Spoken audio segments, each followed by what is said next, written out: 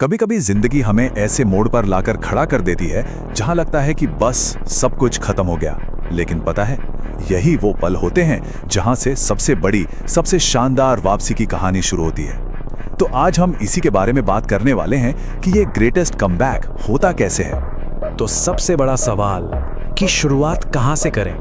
जब सब कुछ मुश्किल लग रहा हो तो वो पहला कदम कौन सा है जो हमें वापसी की राह पर ले जाता है। चलो मिलकर इसका जवाब ढूंढते हैं।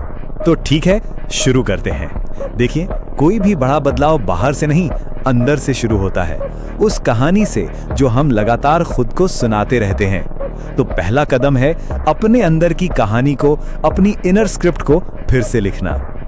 ये सोचने वाली बात है ना?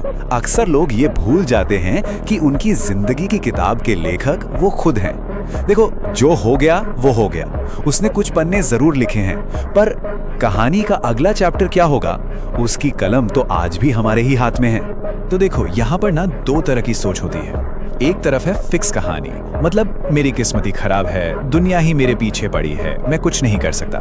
और दूसरी तरफ है ग्रोथ कहानी, जहां हम जिम्मेदारी लेते हैं, अपने दर्द से सीखते हैं और ये तय करते हैं कि हमारी पहचान क्या होगी। और सबसे जरूरी बात यह है कि चॉइस हमारी है, हमें तय करना है कि हमें कौन सी कहानी जीनी है। चलो अब आगे बढ़ते हैं। तो जब अंदर की कहानी बदल गई, अब उसे एक्शन में कैसे लाना है, ये है अगला स्टेप। क्योंकि सोचना एक बात है और करना बिल्कुल दूसरी। और ये बात कितनी सही है ना? वो जो सोचने और करने के बीच का छोटा सा पल होता है ना, वो झिझक, वो कभी कभी जिंदगी भर का फासला बन जाती है। असली पावर तो बस शुरू कर देने में है, चाहे वो कितना ही छोटा, कितना ही बेकार कदम क्यों ना हो, बस शुरू करना है। अक्सर लोग सोचते हैं कि पैशन कोई ऐसी चीज है जो हमें ढूंढनी पड़ती है, कि कहीं मिल जाएगी। लेकिन सच ये है कि पैशन बनाया जाता है, मिलता नहीं है। ये तब शुरू होता है जब आप किसी चीज में बिल्कुल अच्छे नहीं होते, लेकिन आप बस लगे रहते हैं। और धीरे धीरे जब आप बेहतर होते जाते हैं तो वही चीज आपका जुनून बन जाती है।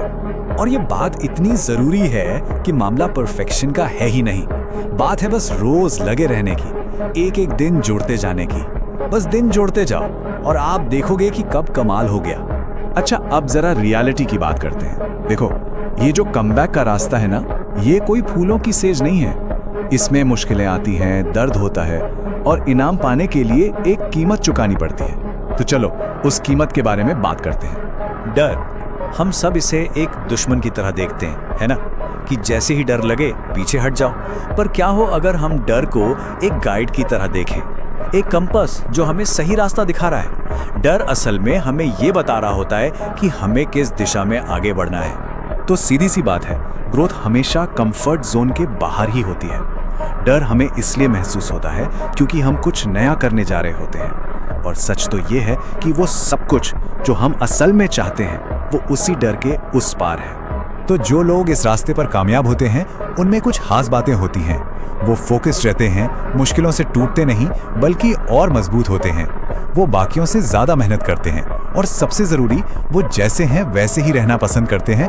भले ही कोई उन्हें नफरत करे, उन्हें इस बात से फर्क नहीं पड़ता कि वो किसी और को खुश करने के लिए बदलें।